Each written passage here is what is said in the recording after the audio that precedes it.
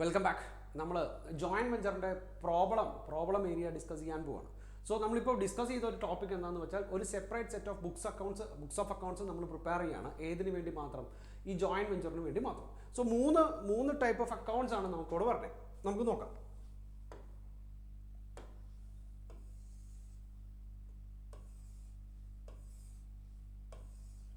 നിങ്ങൾക്ക് പെട്ടെന്ന് അക്കൗണ്ട് വരയ്ക്കാനുള്ള എളുപ്പത്തിന് വേണ്ടിയിട്ടാണ് ഞാൻ ഇങ്ങനെ പറഞ്ഞു തരണേ. സോ അക്കൗണ്ട്സ് പ്രിപ്പയർ ചെയ്യുമ്പം അത് ജോയിൻറ്റ് വെഞ്ചറിൻ്റെ മാത്രമല്ല, ഏത് അക്കൗണ്ടിങ് മെത്തേഡ് നിങ്ങൾ പഠിച്ചാലും നമുക്ക് പ്രിപ്പയർ ചെയ്യേണ്ട കാര്യങ്ങളെല്ലാം നമുക്ക് ഒറ്റ ഷീറ്റിൽ തന്നെ ഒരേ രീതിക്ക് തന്നെ ഒരുമിച്ച് തന്നെ വരയ്ക്കാൻ പറ്റുമെങ്കിൽ നമുക്കത് പെട്ടെന്ന് അങ്ങ് മനസ്സിലാക്കാൻ പറ്റും. നോക്കാം. നമ്മളിവിടെ പ്രിപ്പയർ ചെയ്യാൻ പോകുന്നത് first one is called joint bank account. Okay, the second one is called joint venture account. മനസ്സിലായി? The third one is called joint venturer account. ഇങ്ങനെ 3 അക്കൗണ്ടുകളാണ് പ്രിപ്പയർ ചെയ്യുന്നത്. സോ ഇതിനെ ഒരു ബാങ്ക് അക്കൗണ്ട് ചെയ്യുന്നത് പോലെ തന്നെ, അല്ലെങ്കിൽ ഒരു ക്യാഷ് അക്കൗണ്ട് പ്രിപ്പയർ ചെയ്യുന്നത് പോലെ തന്നെയുള്ള കാര്യങ്ങൾ ചെയ്താൽ മതി. ദാറ്റ് മീൻസ് ഇവിടെ ക്യാഷ് വരികയാണെങ്കിൽ നമുക്ക് എന്ത് ചെയ്യാം? ഡെബിറ്റ് ചെയ്യാം. ക്യാഷ് നമ്മുടെ കയ്യിൽ നിന്ന് പോവുകയാണെങ്കിൽ ക്രെഡിറ്റ് ചെയ്യാം. മനസ്സിലായി? വേറെ കാര്യങ്ങളൊന്നും അതിനകത്തില്ല. എങ്ങനെയായിരുന്നു? ബാങ്ക് അക്കൗണ്ട് ആണ്, ക്യാഷ് അക്കൗണ്ട് ആണ്. നമുക്ക് കിട്ടുന്ന സമയത്ത് നമ്മൾ അതിന് ഡെബിറ്റ് ചെയ്യുന്നു, നമ്മളത് നമ്മുടെ കയ്യിൽ നിന്ന് പോകുന്ന സാഹചര്യത്തിൽ നമുക്ക് ക്രെഡിറ്റ് ചെയ്യും. And the second one joint venture account എന്ന് പറയുന്നത് ഒരു ക്യാപിറ്റൽ അക്കൗണ്ട് പോലെ തന്നെ ട്രീറ്റ് ചെയ്താൽ മതി. ക്യാപിറ്റൽ അക്കൗണ്ട് എന്ത് ബാലൻസാണ്? ക്രെഡിറ്റ് ബാലൻസാണ് അല്ലേ? സോ വെഞ്ചുറർ മനസ്സിലാവുന്നുണ്ടോ? അതായത് അതൊരു ക്രെഡിറ്റ് അക്കൗണ്ട് ആണ്. സോ വെഞ്ചുറർ എന്തെങ്കിലും ജോയിൻറ്റ് വെഞ്ചർക്ക് കൊടുക്കുകയാണെങ്കിൽ, അല്ലെങ്കിൽ ഈ പറയുന്ന ജോയിൻറ്റ് വെഞ്ചറിലോട്ട് ഇൻവെസ്റ്റ് ചെയ്യുകയാണെങ്കിൽ അവരുടെ ക്യാപിറ്റൽ കൂടും. ദാറ്റ് മീൻസ് ആ സമയത്ത് നമ്മൾ അതിവിടെ ക്രെഡിറ്റ് ചെയ്യും. ചെയ്താൽ മനസ്സിലായോ? എങ്ങനെയായിരുന്നു? ഇനി അവർ തിരിച്ച് അവിടുന്ന് ഇങ്ങോട്ട് എന്തെങ്കിലും എടുത്തുകൊണ്ട് വരികയാണെങ്കിൽ നമ്മുടെ ക്യാപിറ്റൽ കുറയും. ലൈക്ക് ഡ്രോയിങ്സ്, നമ്മുടെ ക്യാപിറ്റൽ കുറയും. സിറ്റുവേഷൻ മനസ്സിലായി? നമ്മുടെ ക്യാപിറ്റൽ കുറയുന്ന നേരത്ത് നമ്മൾ അതിനെ ഇവിടെ എന്ത് ചെയ്യാം? ഡെബിറ്റ് ചെയ്യാം. And the third one joint venture account. Joint venture account എന്ന് പറയുന്നത് ഒരു trading and P and L account ചെയ്യുന്നത് പോലെ തന്നെ കണക്കാക്കിയാൽ മതി. ഒരു trading and P and L അക്കൗണ്ടിനകത്ത് നമ്മൾ എന്താണോ ചെയ്യണേ അതേപോലെ തന്നെ കണക്കാക്കിയാൽ മതി. ദാറ്റ് മീൻസ് ഡെബിറ്റ് സൈഡ് നമ്മുടെ എക്സ്പെൻസും ബാക്കിയുള്ള കാര്യങ്ങളെല്ലാം നമ്മൾ നോട്ട് ചെയ്യുന്നു. ക്രെഡിറ്റ് സൈഡ് നമ്മുടെ റവന്യൂ, ഇൻകംസും കാര്യങ്ങളെല്ലാം നമ്മൾ ചെയ്യുന്നു. മനസ്സിലായി? ഇത് ഒരുമിച്ച് തന്നെ എഴുതി പോവുകയാണെങ്കിൽ നമുക്ക് പെട്ടെന്ന് അല്ലെങ്കിൽ വളരെ പെട്ടെന്ന് തന്നെ അത് മനസ്സിലാക്കാൻ പറ്റും. ഇപ്പോൾ ഒരു ഉദാഹരണത്തിന് ജോയിൻറ്റ് വെഞ്ചർ അക്കൗണ്ട് ഇപ്പോൾ എക്സ് ആണെന്ന് വിചാരിക്കുക. എക്സ് നമുക്ക് ക്യാഷ് തന്നു. സോ ബാങ്ക് എന്ന് പറഞ്ഞിട്ട് എഴുതി ഒരു 5 ലക്ഷം രൂപ തന്നു എക്സ്. സോ നോക്കി, നമ്മൾ ക്രെഡിറ്റ് ആണ്, എക്സിൻ്റെ എമൗണ്ട് കൂടും, അതുകൊണ്ട് നമ്മൾ 5 ലക്ഷം രൂപ ക്രെഡിറ്റ് സൈഡ് എഴുതി. ഇത് ആർക്കാ കിട്ടണേ? ബാങ്കിനാണ് കിട്ടണേ. സോ ബാങ്കിൻ്റെ അവിടെ എക്സ് എന്ന് പറഞ്ഞിട്ട് നമുക്ക് 5 ലക്ഷം രൂപ കാണിക്കാം, 5 lakh rupees കാണിക്കാം. മനസ്സിലായി? ബാങ്കിലോട്ട് ക്യാഷ് വന്നു, നമുക്ക് ഡെബിറ്റ് 5 lakh rupees കാണിക്കാം. മനസ്സിലായി? ഓക്കെ. ഇനി എക്സ് ഗുഡ്സ് കൊടുത്തു എന്ന് വിചാരിക്കുക. ഗുഡ്സ് കൊടുത്തു, ഒരു 3 ലക്ഷം രൂപയുടെ ഗുഡ്സ് ഈ പറയുന്ന ജോയിൻറ്റ് വെഞ്ചറിലോട്ട് ഇൻവെസ്റ്റ് ചെയ്തു. സോ അങ്ങനെ വരുന്ന നേരത്ത് ഇവിടെ ഗുഡ്സ് ആയിട്ടാണ് കൊടുക്കണേ. സോ ജോയിൻറ്റ് വെഞ്ചർ അക്കൗണ്ട് എന്ന് പറഞ്ഞിട്ട് 3 lakh കാണിക്കും. മനസ്സിലായി? ഇനി ഇവരുടെ അവസ്ഥ എന്നാ? അതായത് ജോയിൻറ്റ് വെഞ്ചറിലോട്ട് ഗുഡ്സ് വന്നു, ലൈക്ക് പർച്ചേസ്. സോ ഇവിടെ എക്സ് എന്ന് പറഞ്ഞിട്ട്, അല്ലെങ്കിൽ ഗുഡ്സ് എന്ന് എക്സിന്റെ കയ്യിൽ നിന്ന് കൊണ്ടുവന്ന ഗുഡ്സ് എന്ന് പറഞ്ഞിട്ട് നമുക്ക് എത്ര രൂപ കാണിക്കാം? 3 lakh rupees കാണിക്കാം. ചെയ്താൽ മനസ്സിലായി? ഇനി സാലറി കൊടുക്കുമ്പോൾ അതായത് ഈ ജോയിൻറ്റ് വെഞ്ചറിനകത്തുള്ള സാലറി നമ്മൾ ക്യാഷ് ആയിട്ട് കൊടുത്തു. സോ ഇവിടെ എന്ത് എഴുതാം? സാലറി എന്ന് പറഞ്ഞാൽ ഒരു 2 lakh rupees എഴുതാം. മനസ്സിലായി? നമ്മുടെ ക്യാഷ് ആയിട്ടാണ് കൊടുക്കണേ, ബാങ്ക് ആയിട്ടാണ് കൊടുക്കണേ. സോ ഇവിടെ നമ്മുടെ കയ്യിൽ നിന്ന് പൈസ പോകുന്നത് കൊണ്ട് ജോയിൻറ്റ് വെഞ്ചർ എന്ന് പറഞ്ഞിട്ട് 2 lakh rupees കാണിക്കും. ചെയ്ത കാര്യം മനസ്സിലായാലും? സോ ഇതെല്ലാം കണക്ട് ചെയ്ത് ഒരുമിച്ച് അങ്ങ് എഴുതുവാണെങ്കിൽ നമുക്ക് പെട്ടെന്ന് തന്നെ ആൻസർ ചെയ്യാൻ പറ്റും. നമുക്കൊരു പ്രോബ്ലം ഡിസ്കസ് ചെയ്യാം. അപ്പം നിങ്ങൾക്ക് വളരെ പെട്ടെന്ന് തന്നെ അത് മനസ്സിലാക്കാനും പറ്റും. നോക്കാം.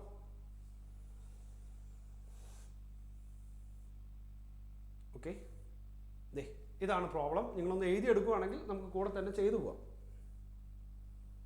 നമ്മുടെ മെറ്റീരിയലിനകത്തുള്ള പ്രോബ്ലമാണ് ഇത്. നിങ്ങൾ എഴുതിയെടുക്കുകയാണെങ്കിൽ കൂടെ തന്നെ ചെയ്തു പോവാം. വായിക്കാം.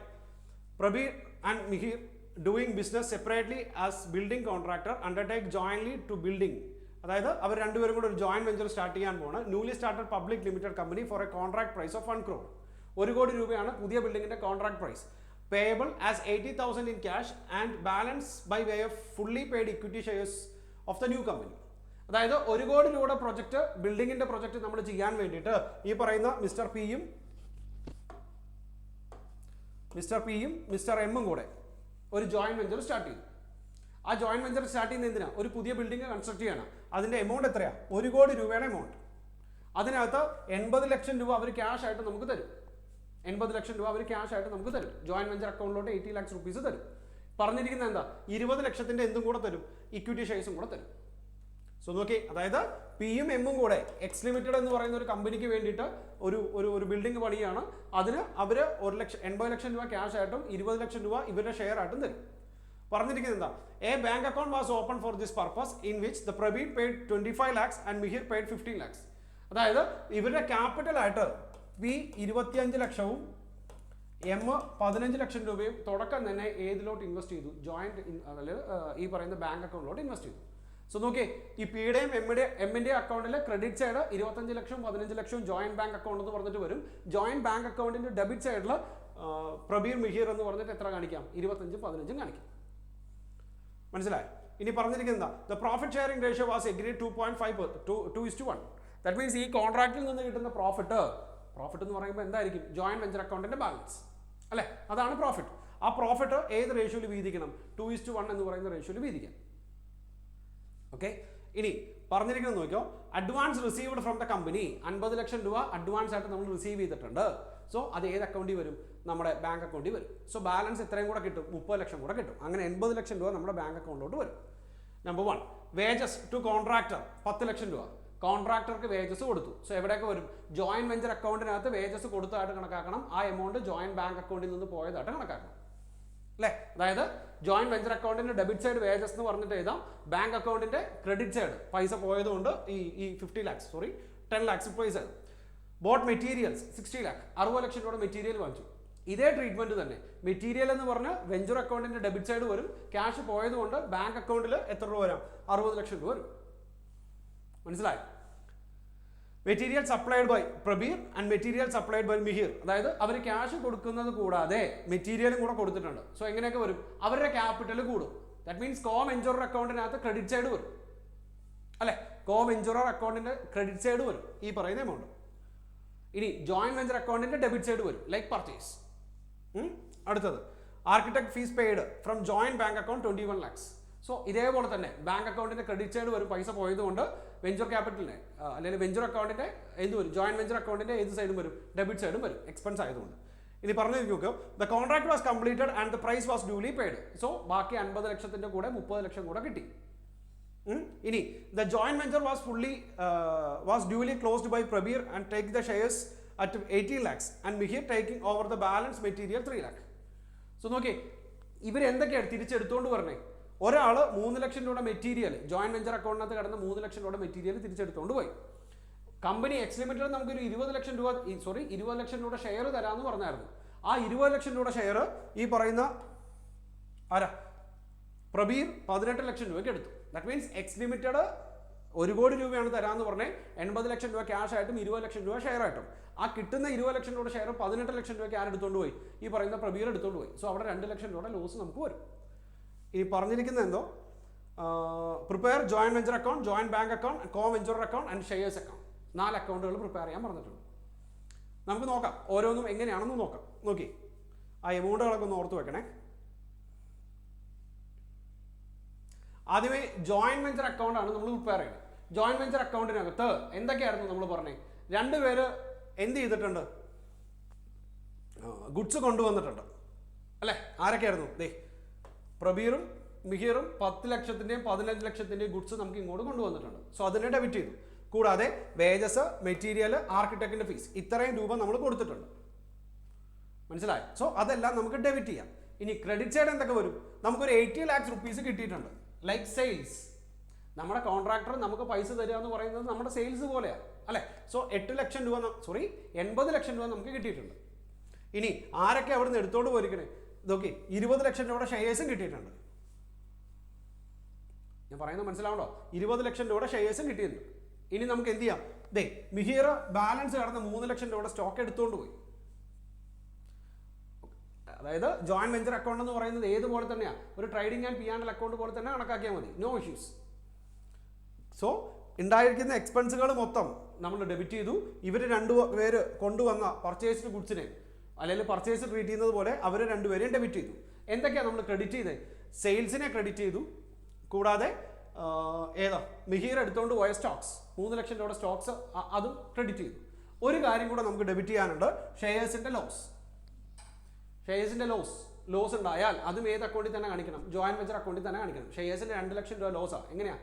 ഷെയർസ് അവർ തന്നത് 18 ലക്ഷം രൂപയ്ക്കല്ല, 20 ലക്ഷം രൂപയാണ്. പക്ഷെ അത് എടുത്തുകൊണ്ട് പോയത് എത്ര രൂപയ്ക്കാണ്? 18 ലക്ഷം രൂപയ്ക്കാണ് എടുത്തുകൊണ്ട് പോകണേ. സോ അവിടെ 2 ലക്ഷം രൂപ ലോസ് വരും. ആ ലോസും ഏത് അക്കൗണ്ടിൽ തന്നെ കാണിക്കാം? ജോയിന്റ് വെഞ്ചർ അക്കൗണ്ടിൽ തന്നെ കാണിക്കാം. ഇത്രയും കാര്യങ്ങൾ ചെയ്യുമ്പോൾ നമുക്ക് ടോട്ടൽ ലോസ് എന്ന് പറയുന്നത് 15 ലക്ഷം രൂപയാണ്. ഇത്രയും കാര്യങ്ങൾ ചെയ്യുമ്പോൾ ഈ P&L അക്കൗണ്ടിൻ്റെ അല്ലെങ്കിൽ ജോയിന്റ് വെഞ്ചർ അക്കൗണ്ടിൻ്റെ ലോസ് എന്ന് പറയുന്നത് 15 ലക്ഷം രൂപയാണ്. അത് ഏത് രീതിയിൽ വീതിക്കണം?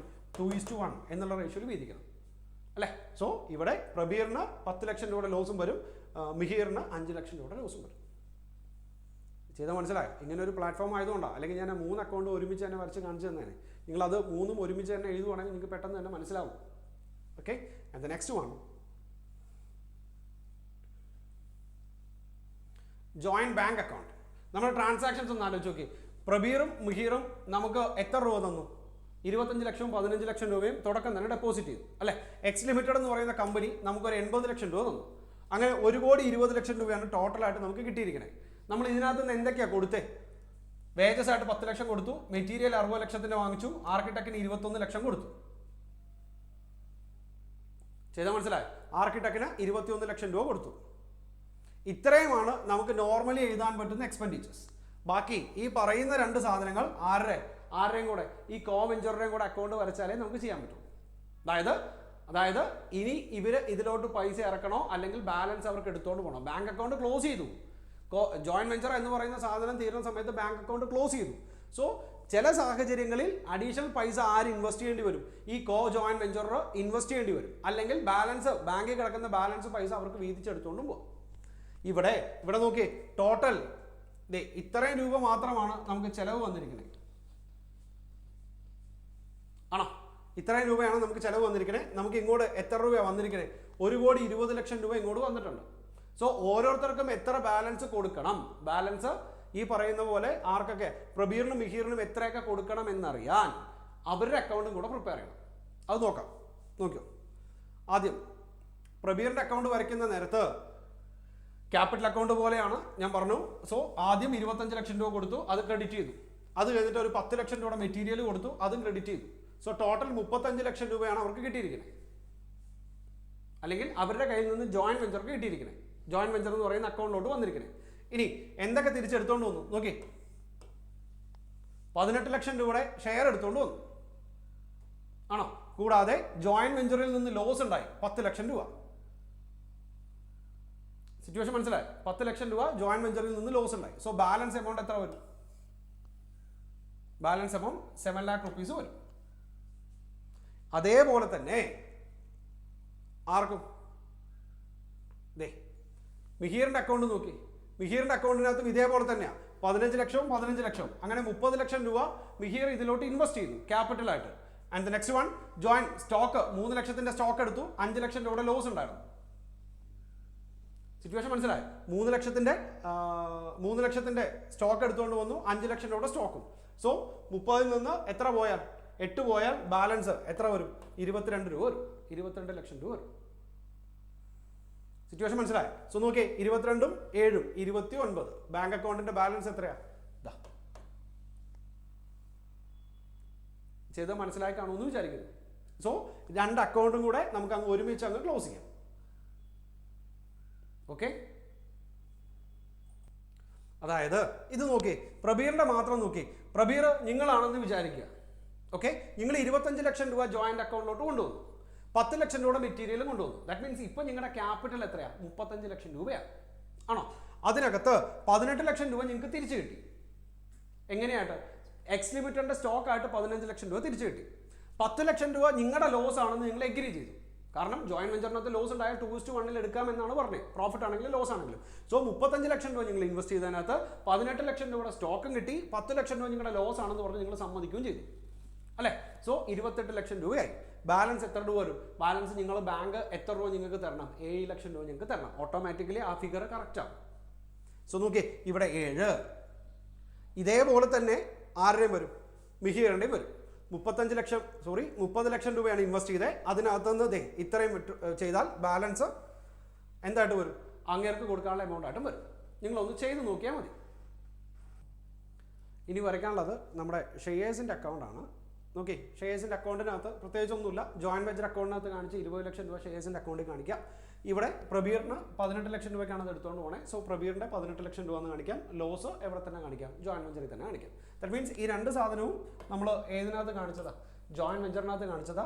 ഈ ഒരു എമൗണ്ട് പ്രബീറിൻ്റെ അക്കൗണ്ടിനകത്ത് കാണിച്ചത്. മനസ്സിലായല്ലോ?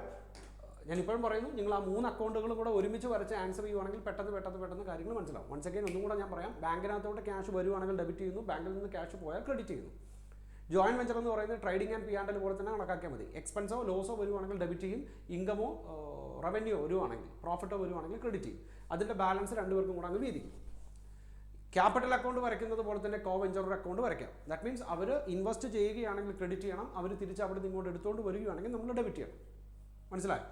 ഓക്കെ. സോ അടുത്ത വീഡിയോയിൽ നമുക്ക് പുതിയൊരു മെത്തേഡോട്ട് കാണാം. ബൈ.